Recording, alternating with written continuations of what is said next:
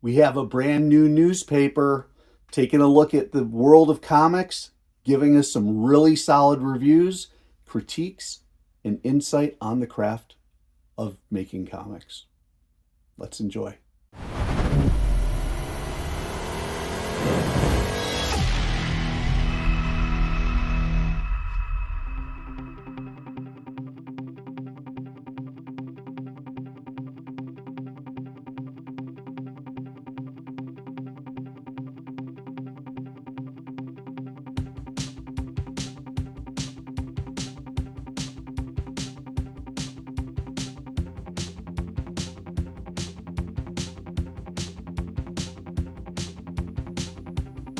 And hello everyone, it is Tom, it is FANzine Live, and I am working in a slightly different environment today because I've got a giant project that I want to share with you. It's called the Comics Courier. This is a brand new release, a brand new publication of a newspaper, a small tabloid-sized newspaper that is going to offer commentary and information, largely more commentary and reviews about comics in general. And as you can see, we're probably not talking about a lot of the zine type stuff, but a package like this is a zine. No matter how you look at it, it is a zine. And so I thought it would be good to discuss. The point of this publication, as I understand it, is that the publisher feels that there is a dearth of solid commentary and review and thoughtful discussion of comics and the world of comics and the style and the art and the craft of comics. And so they want to try to help fill that gap. Admirable. I totally agree, which is in part why I'm doing what I'm doing. But this is really focused, as you can see, as you look, you've got John Byrne, you got Kirby Steranko, Nick Fury, you've got discussion of the X-Men and the Krakoa, you've got discussion of an interview with Patrick Horvath, and then you can see we've got Heroes in Crisis and a few other things. So what we're really looking at here is the mainstream comic discussion, which is fine. I mean, we need to have that. The comics review can only do so much. The comics review can only do so much. So we're going to take a look through this very quickly, and I will give you ordering information so you can see what it's all about. Tiffany Babb is the publisher, or I guess the editor and publisher. And so you can see we've got some contents, we've got some information there. So my initial feeling about this is that it didn't need to be a newspaper. Maybe from a finance point of view, it may have made more sense. Maybe from a eye-catching point of view, it would have made more sense to do this. But it really is laid out like a magazine.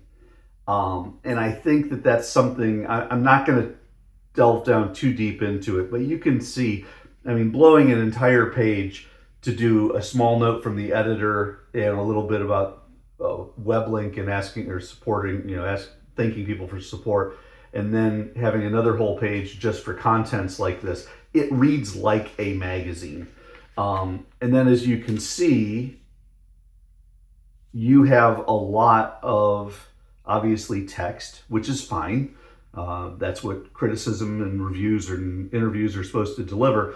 But what I do note is that the layout is, and I hate to be rough on this because it's new, but this was not a cheap crowdfunding project. One that I'm happy to support, but I do think it's worth offering constructive criticism. And honestly, I think that the layout is kind of amateurish, and it could be dressed up quite a bit by spending a couple dollars or perhaps ingratiating them with a true designer to make this newspaper what it could and should be. I'm going to probably stop on the design discussion right now. And now I'm going to flip to the actual content. You've got an article here about how Jack Kirby was working with an individual named Jack Olek about, it's a romance comic. Kirby, of course, did a ton of romance comics before the superhero craze took hold, and kind of discusses the whole notion about having German romance, and is it possible to reconcile one's love with being fascist, which has a ton of parallels to what we're going through right now in America. As you can see, also a review of Heroes in Crisis, which is kind of an interesting thing because Liam McGuire actually likes Heroes in Crisis #5. He says right here, it's worth the price of admission. Heroes in Crisis, I've always read, and I actually have not read the series, but I've heard it's been universally pretty well panned, and that people say that it's some of the least of Tom King's work. And I love Tom King's work, so I just don't read this one because I don't want to be disappointed with it. But it is interesting to see kind of a contrarian approach. We've got a little bit more about what they call The Leaf is terrific, and it really is more a discussion of some of this stuff, the romance work of Charlton Comics. And so that's kind of an interesting thing. Of course, gotta love that Charlton lettering. We've got a review of a What If, a review of a Super Mutant Magic Academy. And then a really interesting piece, and I'm gonna just slaughter this name, and I apologize in advance for it, by Hassan Atsam Elhau.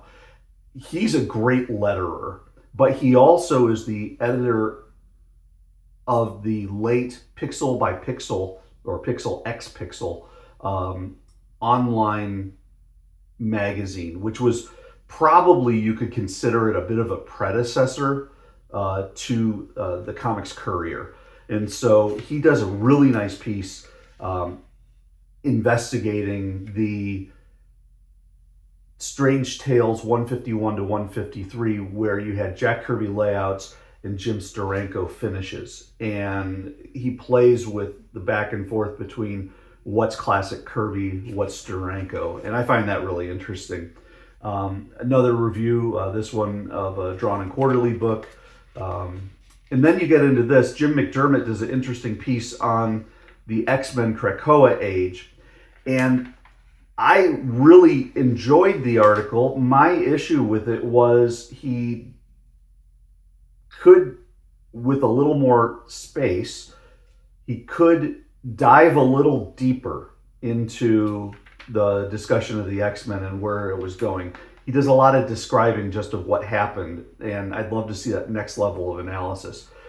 This is the highlight for me of the book, or of the zine, and it's a piece about how John Byrne, the X-Men, Alpha Flight, Fantastic Four, Superman artist, among other things, he has done so many works. I mean, you can't stop listing them. One of his last published works was Star Trek for IDW, and he did it in the old school fumetti style of taking photographs. And do they have, well, okay, taking photographs and reassembling them to tell a story. And he would actually, rather than draw, he would create these layouts that would use vintage photographs of Star Trek, and then he would have the word balloons coming off of it. Really kind of interesting. Another review, Hogbrook and Laser Eyes, a word search.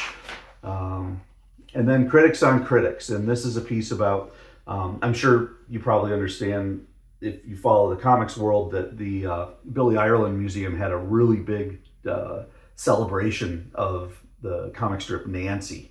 And there was a book by Fanagraphics of how to read Nancy that was part of the celebration. And so she goes into that. And it's a good review.